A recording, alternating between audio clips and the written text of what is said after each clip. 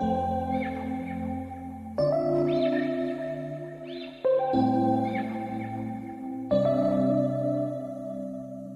we met, I could tell by your smile you hadn't been with a good girl like me in a while. Hi friends, எல்லாரும் எப்படி இருக்கீங்க? இன்னைக்கு வந்து நம்ம கிச்சன்ல என்ன பார்க்க போறோம் அப்படினா, இன்னைக்கு ஆத்து மீன் குழம்பு வச்சிருக்கேன். ஜிலேபி மீன் வாங்கி சூப்பரா குழம்பு வச்சிருக்கேன். அது ரொம்ப நல்லா இருக்கு. அத தான் உங்களோட ஷேர் பண்ணிக்க வந்திருக்கேன். ரொம்ப அருமையான குழம்பு. அது எப்படி செய்யலாம்னு வாங்க பார்க்கலாம். அதுக்கு முன்னாடி நம்ம சேனலை சப்ஸ்கிரைப் பண்ணி வச்சுக்கோங்க. கூடவே இருக்கிற பெல் ஐகானை பிரஸ் பண்ணி வச்சுக்கோங்க. Thank you friends. இன்னைக்கு ஆத்து மீன் குழம்பு தான் வைக்க போறோம். இது வந்து ஜிலேபி கண்டன்னு சொல்லுவாங்க. இதுதான் ஃப்ரெஷ் மீன், உயிரோட இருந்தது. அது அப்புறமா கட் பண்ணி மீன்காரரே கட் பண்ணி இந்த மாதிரி க்ளீன் பண்ணி கொடுத்துருக்காரு பாருங்க. நல்லா கெட்டியா இருக்கும். இது நல்லா உயிரோட இருந்த மீன் இல்லைங்களா, நல்லா ஃப்ரெஷ்ஷா இருக்கு, நல்லா கெட்டியா இருக்கு. நான் வந்து இது ஒரு 1.5 கிலோ வாங்கி வச்சிருக்கிறேன். இதை எப்படி குழம்பு வைக்கலான்றத இப்ப நம்ம பார்த்துருவோம்.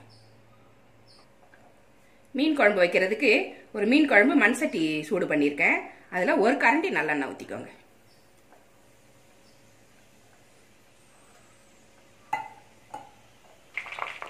எண்ணெய் சூடாயிருச்சு.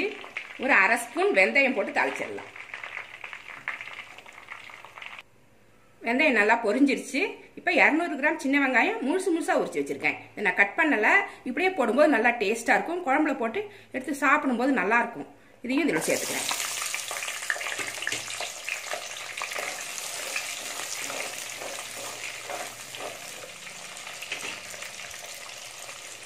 வெங்காயம் வதங்கிருச்சு. கருவேப்பிலை கொஞ்சம் சேர்த்துக்கலாம். ஒரு கைப்பிடி கருவேப்பிலை சேர்த்துக்கோங்க. அப்போதான் மீன் வந்து கவுச்சி இல்லாமல் இருக்கும். மீன் சேர்த்து வதக்கிக்கலாம். 4 தக்காளி இதை வந்து கையால் கரைச்சி எடுத்துட்டு வர போறேன். மிக்சியில் போடாதீங்க. மிக்சியில் போட்டால் சட்னி மாதிரி ஆயிடும் குழம்பு. கையால் கரைக்கும் போது தான் நல்லா இருக்கும், டேஸ்டா இருக்கும். தக்காளியை இது மாதிரி கரைச்சிக்கணும். கையால் கரைக்கும் போது தான் இந்த மாதிரி வரும். 1-2 அந்த மாதிரி கரைச்சிக்கோங்க. மிக்சியில் போட்டிங்கன்னா குழன்னு ஆகிடும். டேஸ்ட்டு சுத்தமாக நல்லா இருக்காது. இது வந்து அப்படியே நம்ம இந்த வெங்காயத்து கூட சேர்த்து விட்டுருங்க. சேர்த்து அதையும் சேர்த்து கொஞ்சம் நேரம் வதக்கிடலாம். எப்பயுமே மீன் குழம்புக்கு புளியை குறைச்சிக்கணும், தக்காளியை அதிகம் பண்ணிக்கணும். அப்போ தான் குழம்பும் டேஸ்ட்டாக இருக்கும், உடம்புக்கும் நல்லது.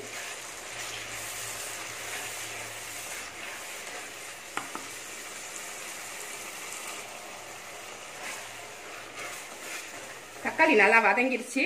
ஒரு எலுமிச்சம்பழம் சைஸ் அளவு புளி கரைச்சி வடிகட்டி எடுத்து வச்சிருக்கேன். இது 2 வாட்டி கரைச்சிக்கோங்க. இது ஃபர்ஸ்ட் கரைச்சது. இது செகண்ட் டைம் கரைச்சி எடுத்துட்டு வந்திருக்கேன். இந்த புளி நம்மளுக்கு எவ்வளோ குழம்பு தேவையோ அதை விட கொஞ்சம் அதிகமாக ஊற்றிக்கணும். அப்போ தான் இந்த மசாலாலாம் வெந்து நம்மளுக்கு குழம்பு சுண்டி வரும்போது கரெக்டாக இருக்கும். இப்போ நல்லா கலந்து விட்டுடலாம். மஞ்சப்பொடி 1 ஸ்பூன் எடுத்து வச்சிருக்கேன். உப்பு வந்து தேவையான அளவு எடுத்து வச்சிருக்கேன். நான் ஒரு 4 ஸ்பூன் எடுத்திருக்கேன். அப்புறமா போட்டுட்டு டேஸ்ட் பண்ணி பார்த்துட்டு நம்ம குறைஞ்சதுன்னா போட்டுக்கலாம். மிளகாப்பொடி வந்து ஒரு 1.5 கரண்டி எடுத்து வச்சிருக்கேன். நம்ம குழம்பு கரண்டியால் 1.5 கரண்டி எடுத்து வச்சிருக்கேன். இது உங்களுக்கு காரத்துக்கு தகுந்த மாதிரி தான் நம்ம போட்டுக்கணும். ஸ்பூன்னு பார்த்தீங்கன்னா ஒரு 7 ஸ்பூன் இருக்கும். இது எல்லாத்தையுமே இது உள்ள போட்டுக்கலாம். குழம்போட சேர்த்து விட்டுருங்க.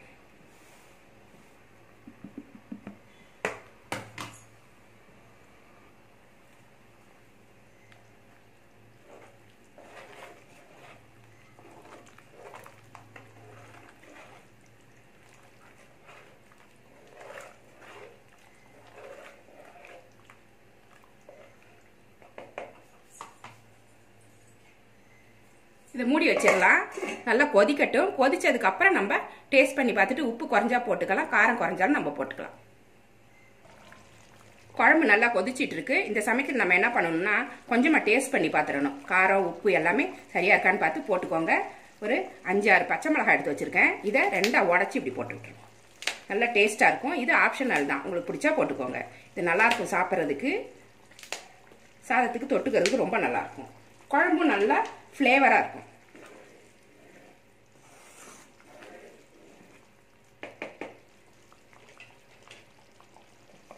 குழம்புக்கு தேவையான தேங்காய் அரைக்க போறோம். இந்த சைஸ் தேங்காய் எடுத்திருக்கேன். ஒரு மூடி எடுத்து வச்சிருக்கேன்.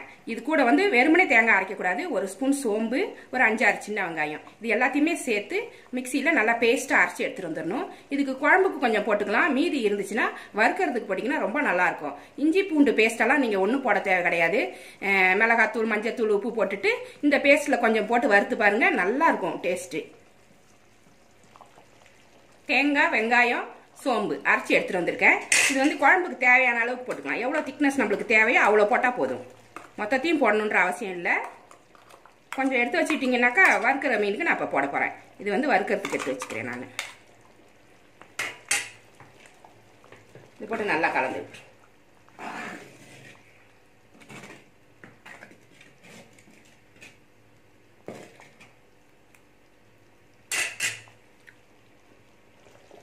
குழம்பு நல்லா சுண்டி வந்துருச்சு. இந்த சமயத்தில் மாங்காய் வந்து ஒரு 4 துண்டு எடுத்து வச்சுருக்கேன். 4 பீஸ் போடுறேன் நான்.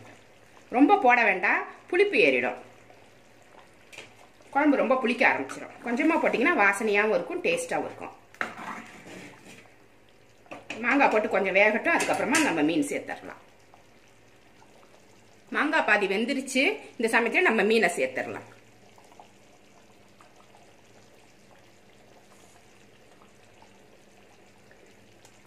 நான் இன்னைக்கு முழுசாக தான் சேர்க்குறேன். உங்களுக்கு வேணும்னா கட் பண்ணி சேர்த்துக்கோங்க. 3 பீஸாக கட் பண்ணலாம். எனக்கு முழுசாக போடும்போது ரொம்ப நல்லாயிருக்கும் சாப்பிட்றதுக்கு. எடுத்து சாப்பிடும்போது ரொம்ப இன்ட்ரெஸ்டிங்காக இருக்கும். முழு மீன் சாப்பிட்றதுக்கு நல்லாயிருக்கும். அதனால் நான் முழுசாக போடுறேன்.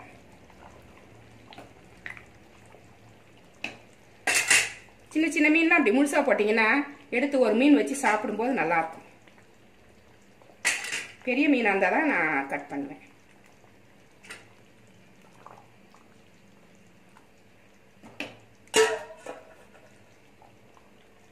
கொத்தமல்லி புதினாவையும் இது மேலே அப்படியே தூவி விட்டுறேன்.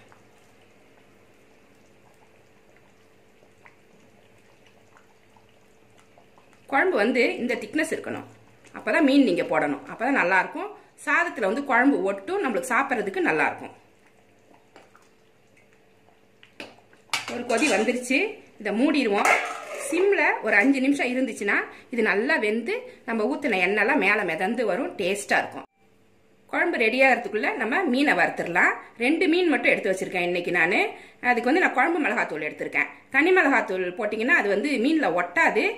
வஞ்சர மீன் மாதிரி இருக்கிறதுக்கு வந்து கொஞ்சம் ஒட்டும். ஆனால் மீதி எல்லா மீனுக்குமே வந்து குழம்பு மிளகாத்தூள் போட்டிங்கன்னா அந்த மசாலா போயிட்டு நல்லா மீனில் ஒட்டிக்கும், கீழே உதிராது, நல்லா காரசாரமாக நல்லா டேஸ்ட்டாக இருக்கும் அது. அதனால் நான் குழம்பு மிளகாத்தூள் தான் எப்பயுமே யூஸ் பண்ணுவேன். குழம்பு மிளகாத்தூள் போட்டிருக்கேன். 1/2 ஸ்பூன் மஞ்சப்பொடி போட்டிருக்கேன். நம்ம குழம்புக்காக அரைச்சோம் பார்த்தீங்களா, தேங்காய் வெங்காயம் சோம்பு அந்த பேஸ்ட்டு கொஞ்சம் போட்டிருக்கேன். உப்பு தேவையான அளவு போட்டிருக்கேன். இது எல்லாமே இப்போ பிசைஞ்சு ஒரு 10 நிமிஷம் ஊற வச்சிடலாம். இதுக்கு வந்து இஞ்சி பூண்டு பேஸ்ட்டு போட தேவையில்லை, இதுவே போதும். 5 நிமிஷம் ஆயிடுச்சு. ஸ்டவ் ஆஃப் பண்ணியாச்சு. இப்போ குழம்பு ரெடி ஆயிடுச்சு பாருங்கள். நல்லா எண்ணெய்லாம் மிதங்கி நல்லா வந்துருச்சு. மீன் பாருங்கள் எவ்வளோ அழகாக வெந்து போயிடுச்சு. குழம்பு ரொம்ப டேஸ்ட்டாக இருக்கும். இது மாதிரியே செய்யுங்க. இந்த மீன் பெருசாக இருந்தால் மட்டும் சின்னதாக கட் பண்ணிக்கோங்க. இப்படியே போட்டாலுமே நல்லா தான் இருக்கும். அடுத்தது மீனை வறுத்துடலாம். ஒரு பேனில் எண்ணெய் ஊற்றி சூடு பண்ணியிருக்கேன். அதில் மீன் வந்து ஒரு 10 நிமிஷம் ஊற வச்சு எடுத்துகிட்டு வந்துட்டேன். இதை அதில் போட்டுடலாம். மீனை வந்து நடுநடுவில் கீறி விட்டுக்கணும். அப்போ தான் காரம் வந்து உள்ளே போகும். கத்தியால் அப்படி கீறி விட்டுட்டு அதுக்கப்புறமா மசாலா தடவிருக்கேன். குழம்புக்கும் அப்படி தான் போட்டிருக்கேன்.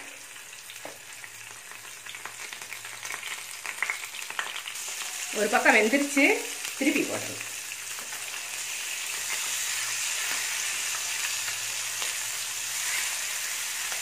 மீடியம் ஃப்ளேம்லேயே வச்சுக்கோங்க. மீன் 2 பக்கமும் வெந்துருச்சு. நம்ம ஸ்டவ் ஆஃப் பண்ணிவிட்டு இதை எடுத்துடலாம்.